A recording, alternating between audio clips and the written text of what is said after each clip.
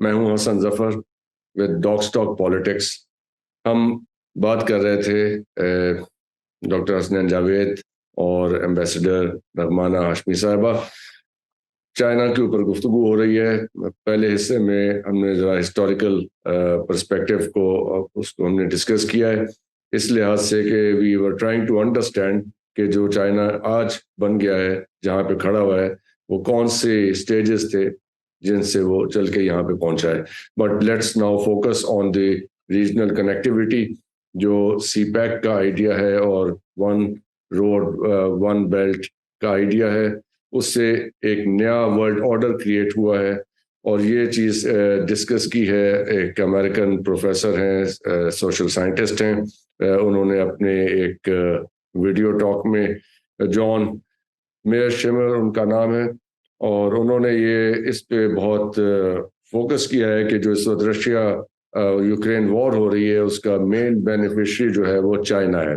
वो इसलिए कि अमेरिका का सारा फोकस इस वक्त यूरोप पे चला गया है, और ईस्ट एशिया जो है वहाँ पे वो अपना पूरा फोकस नहीं कर पा रहे हैं, जहाँ पे और उसकी वजह से चाइना को एक ऐसी स्पेस मिल रही है जिससे वो अपने विंग्स इस रीजन के अंदर फैलाता चला जा रहा है। तो ये सिचुएशन है। एम्बेसडर साहिबा, आप इस बारे में क्या कहेंगे? बहुत शुक्रिया। देखिए, जहां तक बेल्ट एंड रोड इनिशिएटिव का ताल्लुक है, तो ये बहुत पुराना आइडिया है। आपने देखा है, काफी दहाइयों से चीन जो है वो न्यू सिल्क रोड की बात कर रहा था। लेकिन जाहिर सी बात है, उस वक्त तक ना उसके इक्तिसादी हालात इतने बेहतर थे कि वो इतना प्रोजेक्ट जो है वो उसको अंडरटेक कर सकता। तो लेकिन बातचीत काफी अरसे से चल रही थी, और उसमें शुरू में भी यही था कि 6 कॉरिडोर्स होंगे, जिसमें से 5 जो है वो तो मल्टीलैटरल है, इन द सेंस के वो कई ममालिक से गुजर के तो फिर एक कॉरिडोर बनता है। सीपैक्स ये वाहिद कॉरिडोर है जो सिर्फ 2 ममालिक के दरमियान है, चीन और पाकिस्तान के दरमियान। और सीपैक हमारे लिए जो है, इसलिए चीन के लिए और हमारे लिए, दोनों के लिए बहुत अहमियत का हामिल है। लेकिन मैं आपके नाजरीन को ये भी बताती चलूं कि सीपैक जिसे हम कहते हैं वो बेसिकली एक it's China Pakistan economic corridor, लेकिन जो आम लोग कहते हैं कि जी सीपैक को 10 साल हो गए, वो बेसिकली एक फाइनेंशियल एग्रीमेंट जो है उसका को 10 साल हुए हैं। जहां तक सीपैक की का ताल्लुक है, ये कनेक्टिविटी का, चाइना पाकिस्तान इकोनॉमिक कॉरिडोर की कनेक्टिविटी का, तो ये भी बहुत पुराना एक कॉन्सेप्ट है। ये जब हमने 1963 में बॉर्डर एग्रीमेंट किया था चाइना से, तो उस वक्त ही ये जो स्ट्रेटेजिक अंडरस्टैंडिंग थी कि चाइना ने इधर आना है टुवर्ड्स कराची एंड गवादर, और इसीलिए हमने कराकोरम हाईवे शुरू की थी। बिकॉज कराकोरम हाईवे का कोई तुक नहीं पता था कि इतनी मुश्किल, इतना पैसा लगा के आप एक हाईवे बना रहे हैं जो पेशावर में आके खत्म हो जाएगी। तो ये तो मकसद नहीं था। तो मकसद यही था कि इसको मुनासिब वक्त पे, खास तौर पे जब चीन की जो डेवलपमेंट स्ट्रेटेजी है वो वेस्टर्न प्रोविंसेस की डेवलपमेंट की तरक्की की तरफ आएगी, तो उसके साथ हम इसको फिर प्लग इन करके तो हमारे पाकिस्तान का जो रीजन है उसकी भी तरक्की का वो करेंगे। और ये सारा कुछ आपने देखा, ये कॉन्सेप्ट मैच्योर हुआ 2001 में जब गवादर पोर्ट की निशानदेही हुई, फिर 2003 में गवादर पोर्ट कंप्लीट हुई, फिर एक्स्ट्रा ड्रेजिंग हुई, वो आपकी जो ये है कराकोरम हाईवे, ये ऑल वेदर बनी, ड्यूअल कैरेज बनी, सारा कुछ हुआ। तो ये कनेक्टिविटी का जो कॉन्सेप्ट है ये बहुत पुराना, और इस पे हम कई दहाइयों से अब काम भी कर रहे हैं। लेकिन बीच में आपने देखा कि हमारे मसाइल बहुत आ गए, अफगानिस्तान के इश्यूज आ गए, टेररिज्म आ गया, तो ये सब चीजें थोड़ी सी कोल्ड स्टोरेज में चली गई थी। जब हालात थोड़े बेहतर हुए तो शी जिनपिंग साहब आए और उन्होंने फुल स्केल जो है सारे कॉरिडोर्स के ऊपर काम करना शुरू किया, जिसमें सबसे पहला कॉरिडोर जो चीन चाहता है कि कंप्लीट हो, वो पाकिस्तान चाइना कॉरिडोर है। उसकी कई वजूहात है। पहली वजह तो उसकी ये है कि ये बायलैटरल है और आसानी से हो सकता है, और इसका प्लान काफी पुराना है और उस पर काफी ज्यादा काम ऑलरेडी प्लानिंग पे हो चुका है। दूसरा ये है कि अगर आप बाकी कनेक्टिविटीज देखें, पूरी दुनिया की कोई भी आप कनेक्टिविटीज ले ले, चाहे यूरोप का कॉन्सेप्ट यूरेशियन कनेक्टिविटी है, वो सारा ईस्ट वेस्ट और वेस्ट ईस्ट है। इस पूरे बेल्ट एंड रोड इनिशिएटिव में सिर्फ एक सीपैक कनेक्टिविटी ऐसी है जो नॉर्थ एंड साउथ है। सो इसलिए ये ऐसे है जैसे बकल होता है इस पूरे कॉन्सेप्ट ऑफ BRI का, और विदाउट दिस बकल ये कॉन्सेप्ट कंप्लीट नहीं होता। जो इतना बड़ा आप एरिया को, डिस्टेंस को शॉर्टन करेंगे, वो सिर्फ उस वक्त होता है जब आपका सीपैक हो। इसीलिए बाकी सारे कॉरिडोर्स पे आप देखिए वेस्टर्न कंट्रोवर्सी इतनी ज्यादा नहीं है, क्रिटिक इतनी ज्यादा नहीं है, सबसे ज्यादा सीपैक के लिए होती। उसकी दूसरी वजह यह है कि सीपैक की वजह से एक तो नेचुरली हमें भी बहुत अच्छा एक्सेस मिल जाता है to Africa and to the Gulf and Africa, और अफ्रीका से फिर आगे यूरोप में और एक्सपोर्ट्स के लिए, और चीन को भी एक डायरेक्ट एक्सेस मिल जाता है टू द इंडियन ओशन। इसीलिए गवादा पोर्ट, हम्बनटोटू की जो पोर्ट थी, श्रीलंका की जो पोर्ट है, और उसके बाद जो जिबूटी की पोर्ट है, ये एक with in the bigger triangle, ये एक छोटा ट्रायंगल बनता है जो आपको उस जगह पहुंचा देता है जब आपको मलाक्का स्ट्रेट से गुजरना नहीं पड़ता। तो इसीलिए ये ट्रायंगल जो है बहुत इंपॉर्टेंट है, और ये नहीं बन सकता उस वक्त तक जब तक सीपैक ना हो।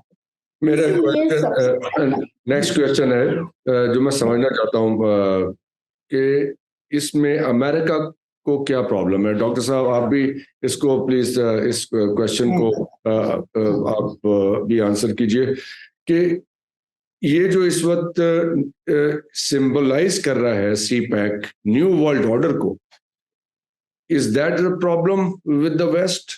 अमेरिका को इसके साथ क्या प्रॉब्लम हो रहा है? इसको देखिए, अमेरिका को इसके साथ काफी ज्यादा प्रॉब्लम है, बिकॉज आप तो खुद माशाल्लाह बहुत मुताला करते हैं। हमने तो जब से सर्विस ज्वाइन की हम ये सुनते आ रहे थे कि जी 21st century will be century of Asia, ठीक है, और the political and economic center of the world will shift from the Atlantic to the Pacific, ठीक है ना। Now that shift is emerging. जैसे पहले यूरोप नीचे गया तो अमेरिका ऊपर आ गया, उससे पहले बड़ी बड़ी कौमें ऊपर गई नीचे आई। अब आप देख रहे हैं बिकॉज साइकिल, हिस्टोरिकल साइकिल ही किसी एम्पायर का या कंट्री का वही 264 years 70 years होता है कि अब वो अपनी जेनेट पे आके अब आप देख रहे हैं कि वो उसको आगे चैलेंजेस आ रहे हैं। अदर कंट्रीज इमर्जिंग, रशिया अपना रीस्ट्रेंथन हो रहा है, ऊपर से इंडिया निकल रहा है, उधर से ब्राजील और साउथ अफ्रीका है, और यहाँ से चाइना बहुत बड़ी एक पावर बन के उभरा है। और for a very long time, for centuries, we knew that China was going to emerge. Napoleon ने कहा, इकबाल ने कहा, सबने आपको सदियों पहले बता दिया that it is going to emerge. So फिर क्यों वेस्ट को परेशानी है? वेस्ट को परेशानी इसलिए है कि उनको ये नहीं कि उस बात का इदराक नहीं है कि चाइना ने इमर्ज करना था, but the strength and the speed at which China has risen has taken them by surprise. While they were very busy, पहले implosion of Soviet Union में they were carving their own areas of interest out in Central Asia and Eastern Europe and all, and after that they got involved in these wars, with the result के उन्होंने completely अपना attention China पे से उठाया।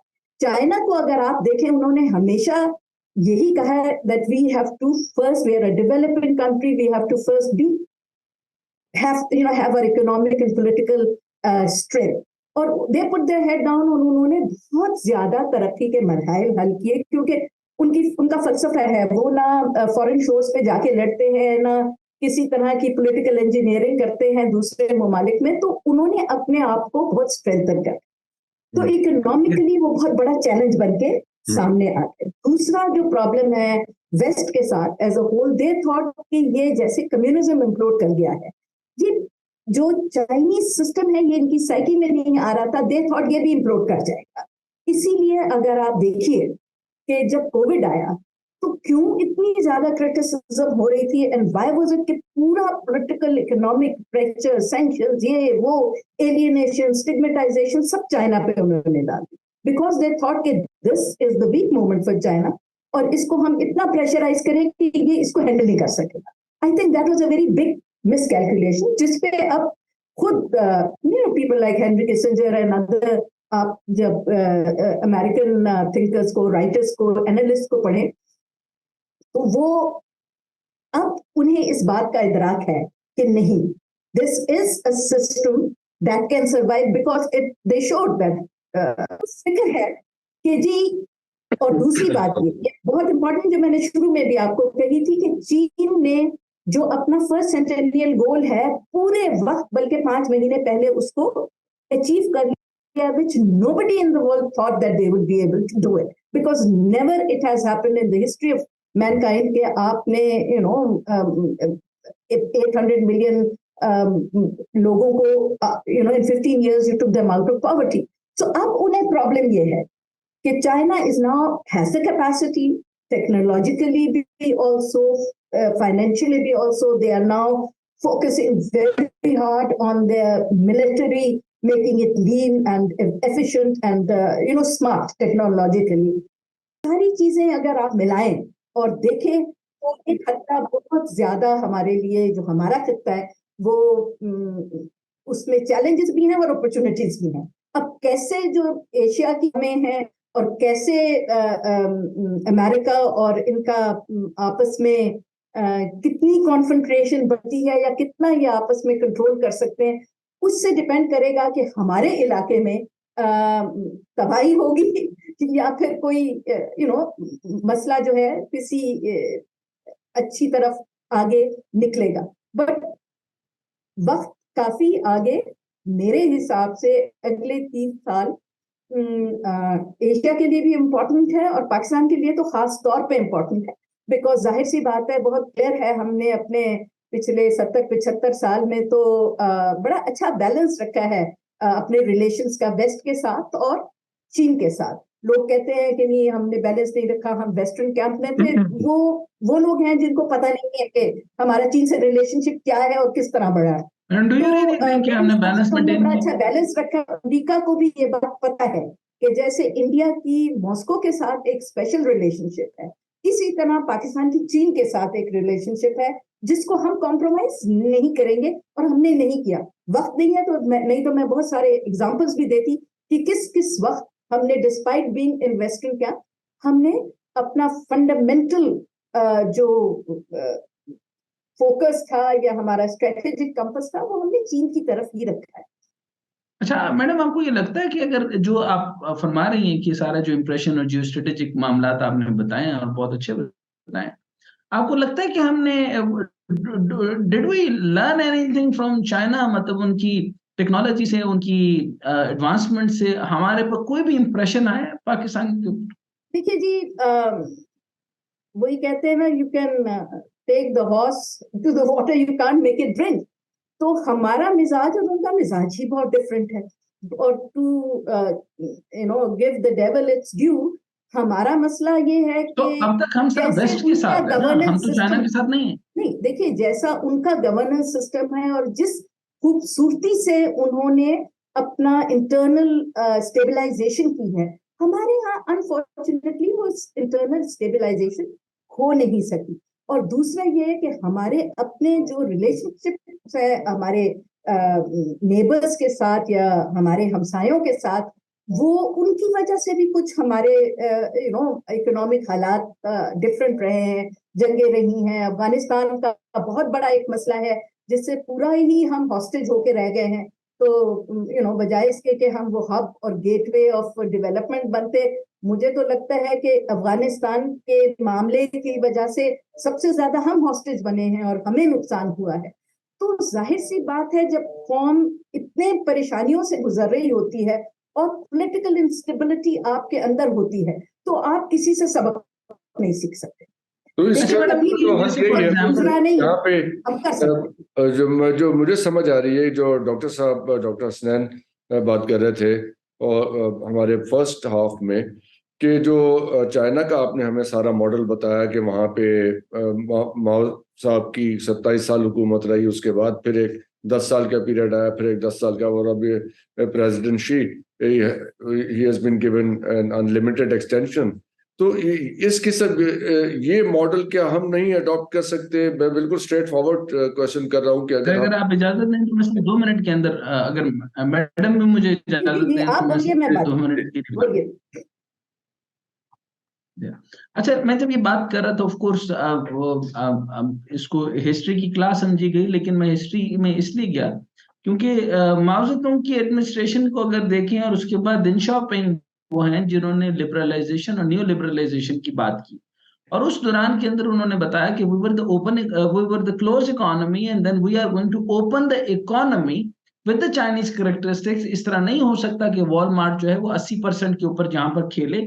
इस तरह नहीं हो सकता कि 6500 मल्टीनेशनल कंपनी जैसे पाकिस्तान में उधम मचाया हुआ था, इस तरीके से चाइना में नहीं खुल सकती थी। केएफसी नहीं आया। 2008 के अंदर आप चले जाएं, और मैडम को बहुत अच्छे से पता होगा कि कोई मल्टीनेशनल कंपनी आपको इस तरीके से नहीं मिलती थी। और आज भी रिसेंट टाइम के अंदर मैं हर तकरीबन 3 महीने बाद देखता हूँ वॉलमार्ट बंद कर देते हैं। और रीजन क्या है कि वो जैसे ही वो फाइनेंशियल मैकेनिज्म के ऊपर आते हैं, वो कहते हैं बैलेंस नहीं है तो हम अपने टर्म्स के ऊपर करेंगे। मैं जैसे माओ जेडुंग, देन शाओपिंग, जियांग मिन, हुवन, और जो प्रेसिडेंट शी जिनपिंग है। अब आप ये देखें कि मेरे पास टोटल चाइना को जब मैं स्टडी करता हूं तो 5 लोग हैं, और आप ये देखें कि कंटिन्यूटी ऑफ द आइडियोलॉजी कितनी क्लियर है।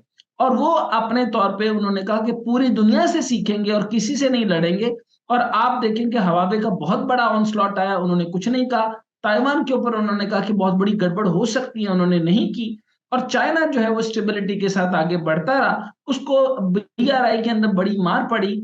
सी पैक को उसने फ्लैगशिप प्रोजेक्ट बनाया। पाकिस्तान की इंटरनल करप्शन ने कमाल का कर दिया। मैं चाइनीज कॉन्सुलेट के अंदर गया और पाकिस्तान की एडमिनिस्ट्रेशन और एम्बेसडर, जो करंट एम्बेसडर जो मोइनुल हक साहब है, उनको मैंने कहा कि पूरे चाइना की एडवांसमेंट देखकर और आपने कुछ नहीं सीखा। और आज भी उन्होंने पर्ची लगाई हुई है कॉन्सुलेट में, आप सब देखेंगे कि 300 युआन पर पर्ची जो आपने सिग्नेचर करवानी है वहां से 75 युआन आप देंगे तो आपकी पर्ची होगी, और कैश में।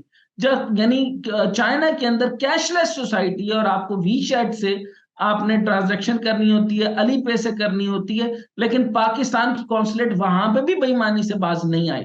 सो मैं आपको अंदाजा बता रहा हूं कि पूरी दुनिया के अंदर जो किसी भी तरह से अगर आप देख लें कि हमारे एम्बेसडर अटैचीज नहीं है, कॉन्सुलेट नहीं है, जेनेरिक कॉन्सुलेट नहीं है, वहां के बिजनेस के ट्रांजैक्शन नहीं है, इनको ये नहीं पता कि वहां पे जीडीपी है, यहाँ पे ली का चेक मॉडल है। और ली का चेक मॉडल अगर मैं किसी से भी पूछ लूं, किसी भी एम्बेसडर से मैंने पूछा, तो उनको पूछा कि 3 कौन से फंडामेंटल यूनिट है जिनको वो यूज करते हैं तो ली का चेक मॉडल बनता है, तो उनको नहीं पता। तो how can they make the trade? तो फिर जो $62 बिलियन थे वो स्टक हो गए, और यहां पर जितना कुछ किया वो चाइना ने किया। और उसके बाद चाबहार के अंदर $400 बिलियन की उन्होंने इन्वेस्टमेंट की। 140-50 मुल्कों के अंदर वो चले गए। $420 बिलियन में आपको आज से 4 साल पहले का बता रहा हूं। इस टाइम से $825 बिलियन से ऊपर की अफ्रीका के अंदर वो ट्रेड कर चुके हैं। वो चाइना के, अमेरिका के साथ ट्रांजैक्शन करते रहे। उन्होंने आज भी, जो अभी ये मैडम फरमा रही थी कि क्या नाम है उसका, जो हेनरी किसिंजर साहब हैं, हेनरी किसिंजर साहब बूढ़े हो गए और एकेडमिशियन है। वो कतन एकेडमिशियन नहीं, वो स्टेट्समैन थे। और वो स्टेट्समैन इस तरीके से थे कि आज भी उनकी आर्बिट्रेशन जो है वो उतनी ही मानी जाती है। और वो चाहते हैं कि जो मैं अमेरिकन मार्केट के अंदर मैंने पूछा कि अब तक आपके पास बेस्ट माल जो सबसे ज्यादा इस वक्त पड़ा है वो कहाँ का है, तो 85% वहां के अभी जो उनके जो गोदाम है उनके अंदर अभी भी चाइनीज माल पड़ा है, और चाइना के बगैर वो नहीं चल सकते। So they were the economic colony of the America initially. उसके बाद जो थॉट प्रोसेस मैंने आपके साथ अर्ज किया, जिसको मैडम ने अवॉइड किया और मुझे हिस्टोरिकली उसके ऊपर नहीं जाने दिया, और मैंने यही बताना था कि वहां पर क्या डिक्टेटरशिप जिसको आप कहते हैं, तो आपकी जो जमहूरियत यहां पर रही और जिस तरीके से एम्बेसडर आते रहे, या अताउल हक कासमी साहब जैसे एम्बेसडर आते रहे, those who have no economic sense, those who have no idea किसी किस्म का, उन्होंने बायलैटरल ट्रेड यूनिट, हमारे पास कितनी इंपोर्ट है, कितनी एक्सपोर्ट है, और एक्सपोर्ट लाइसेंसिंग नहीं होती रही। मैं मैडम से ये चाहता था कि इसको अनवेल करते हुए रादर कि हम अपनी गलतियों को छुपाएं, मैं ये पूछना चाहता था कि आज चाइना जो है वो कंटिन्यूसली अपने आइडियोलॉजी के ऊपर है। तो सिर्फ 5 लोग उन्होंने अपने आप की आइडियोलॉजी बनाई, 70 तक 80 तक जो है वो उनकी आराम से 90% ऑफ द कार्बन यूज करते हुए, जब अमेरिका ने नारा लगा कि हमने we have to be green, तो वो ग्रीन हो गए। तो अभी पाकिस्तान का हाल ये है कि हमारे पास जो है वो सबसे महंगी तरीन बिजली बनती है और हमारे पास बनाने को कुछ नहीं है, हमारी एक्सपोर्ट्स खराब हो चुके हैं। और किसी भी एम्बेसडर को ये नहीं पता कि मेन 10 एरिया मुझे बता दें कि एक्सपोर्ट्स कौन कौन सी हो रही हैं और किस किस इलाके में हो मैडम रही हैं, जवाब और ये दीजिए आपके प्लीज। पास पाकिस्तान के टोटल मैडम हालात में इस है। तो रिस्पॉन्ड कर मैं ये दीजिए। नहीं कह सकता पाकिस्तान के अंदर जो कोई हो स्टेबिलिटी गया। ऑफ डेमोक्रेसी और डिक्टेटरशिप है, तो best the worst system in China is the best system for the people of the China. जी, मैडम ये रिस्पॉन्ड। मेरा कमेंट है, क्वेश्चन नहीं। सर आप कंटिन्यू करें सर। सॉरी जी, सवाल इसमें मेरा था, शायद उन्होंने कमेंट आपका कर दिया। नहीं, आपका क्वेश्चन रह गया इसमें। देखिए, मैं इसमें से किसी बात का भी नहीं जवाब दूंगी, because I think I am being misunderstood on lot of levels. पहली बात तो ये, I didn't say that he was only an academic. Henry Kissinger is considered to be the only Secretary of State to two presidents who came from an academic background and has gone back to academia. And उससे जो उनके जो करीब तरीन आती हैं, वो कहते हैं Madeleine Albright, but light years पीछे, and so is Condoleezza Rice, but that's another debate. बताने के लिए, दूसरी बात ये, मैंने कभी नहीं कहा कि जी वो जो है चीन की डिक्टेटरशिप है। हम तो कोई नहीं कहते डिक्टेटरशिप, पाकिस्तान तो कहता ही नहीं है डिक्टेटरशिप है। और अगर आप मुझसे मैं कहता हूँ I am in the favour of dictatorship, क्योंकि इतनी ज्यादा प्रॉफिट नहीं डिक्टेटरशिप में तो आई लव टू हैव। नहीं जी, ये डिक्टेटरशिप नहीं है, it's a system of governance that we need to understand, that goes to the lowest level. The best local government का अगर आपने सिस्टम स्टडी करना है तो वो चीन का है, क्योंकि शुरू ही डेवलपमेंट का फोकस ही चीन है। तो मेरे हिसाब से तो उनकी जो गवर्नेंस मॉडल है वो उन्हें बहुत सूट करता है। हमारे यहाँ अनफॉर्चुनेटली वो नहीं हो सकता, बिकॉज मैंने आपसे पहले अर्ज, हम एक सिविलाइजेशनल स्टेट है, उसकी अपनी एक डिबेट है, मैं उसमें नहीं जाना चाहती। वो भी एक सिविलाइजेशनल डिबेट है, और पूरे साउथ ईस्ट एशिया का और इंक्लूडिंग चाइना का एक मिजाज है उनका। वो डेफरेंस टू अथॉरिटी करते हैं, वो उनका कन्फ्यूशियस थिंकिंग और पूरा उनका है deference to authority and to forms. अगर आप कन्फ्यूशियस की फिलॉसफी पढ़े और लोगों की फिलॉसफीज पढ़े, और ये कहते भी हैं कि ये जो शी जिनपिंग साहब हैं, ये is a Maoist and also Confucius को बहुत फॉलो करते हैं।